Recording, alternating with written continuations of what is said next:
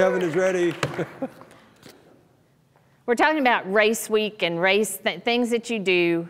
One of the things that I want you to be sure and do, because you've got time, if you're snowed in, think about what you're gonna need race day.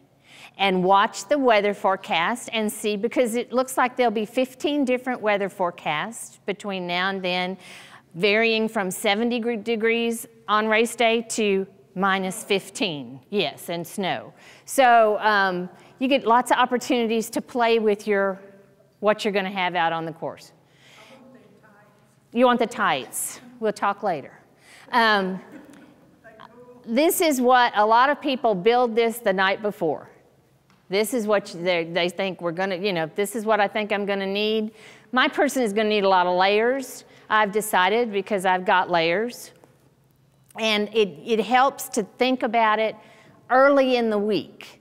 If this is your very favorite pair of race tights, and you have to wear them or you will not finish the race, and they have not been washed in 2 weeks, and you're looking for them Saturday morning at 5 o'clock, you're gonna be unhappy if you can't find them. And I know it sounds bizarre, it's just a pair of tights, or it's just a pair of socks, or it's just a jog bra, but you get it in your brain what you have to have, and that's okay. Just make sure that it's ready to go with you.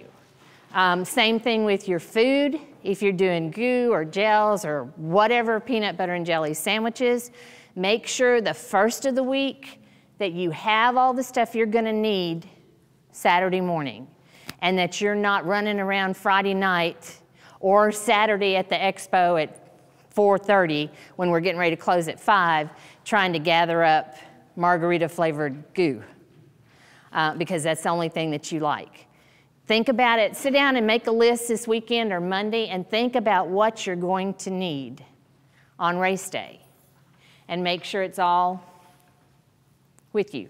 Every year I show you the timing tag that we're gonna put on the shoe.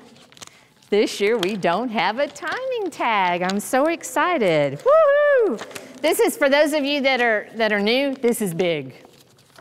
This is really big. This is not what ours will look like, but this year, this is your bib. Your timing strip is on the back of your bib. So you don't have to worry about putting something in your shoe. You don't have to worry about turning it in when you cross the finish line. There will be none of that. Just be sure you get to the start line with this somewhere on your body. And on the front of your body, preferably. Yes, sir? I was just going to say that you don't have to stick it on your shoe, but now you can't fold up your number. Well, yeah. For those that are like Tom Singleton and he makes a little tiny square as small as he can out of his bib where his number shows. You can't fold this. So, and the bib must be worn visibly on your front. And I talked to Brent and he said, and the other thing is there will be no mat. The timing for this is above you. You're gonna go under something, and hopefully it'll be tall enough that it won't take out the taller guys that are gonna be doing.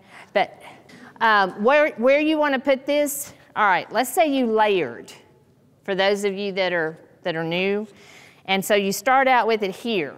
What happens if you get hot and you pull this off? And this has happened a couple of years. The people have pulled it off. It is right here, and they've got this tied around their rear end. So I have seen them come into the finish line, particularly when we had some people that were checking for bandits, and that's a person that didn't sign up for the race, doesn't have a bib, and they're following people at the finish line, looking, trying to pull their shirt up, and it looks kind of bizarre. And what they were trying to do was check and see if they had a bib, and that's where it was tied to their rear end. So they recommend that you put your bib on the last layer you think you're gonna finish in. So if you are, let's say this person's stripping down to a singlet, that's where you would put your bib. And Brent has also said it should have no trouble reading it through a layer of clothing, but just to be sure, as you go under one of those,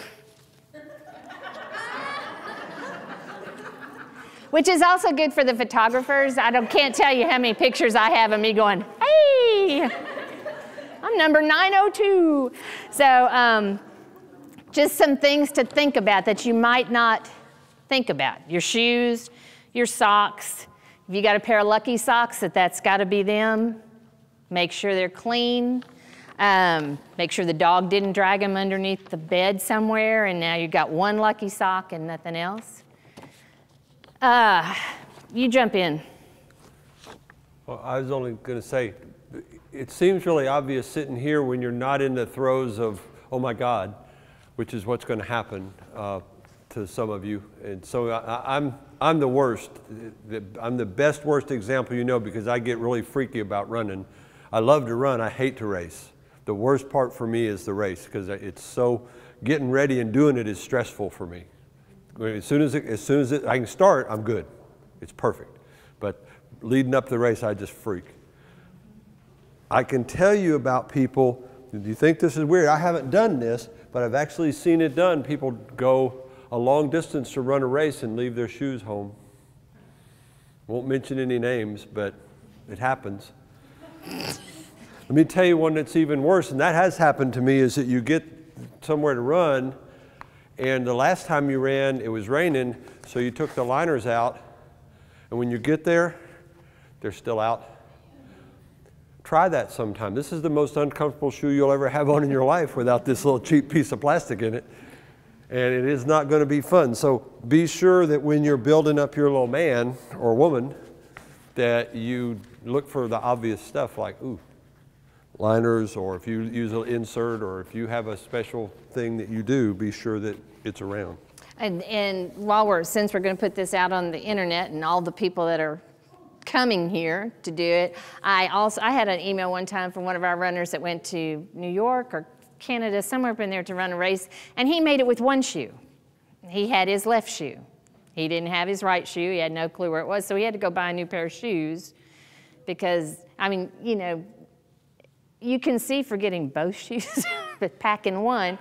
He was like, I got there and I got one shoe. So think about it. And when we fly places, I carry all my running stuff on the plane with me. That's my carry-on before the race. After the race, it can go under the plane. I don't care. We can ship it back in a UPS box. But before I go, it's going to go with me on the plane. So if you're traveling here, which you guys are already here, but if you're traveling here, that's something to think about too. You know, traveling sometimes means flying to New Mexico or going somewhere like that. Traveling sometimes means just coming from Benton or coming from Conway. And those of you that are in that position, I promise you when you get here and then you realize you left something at home, it might as well be New Mexico.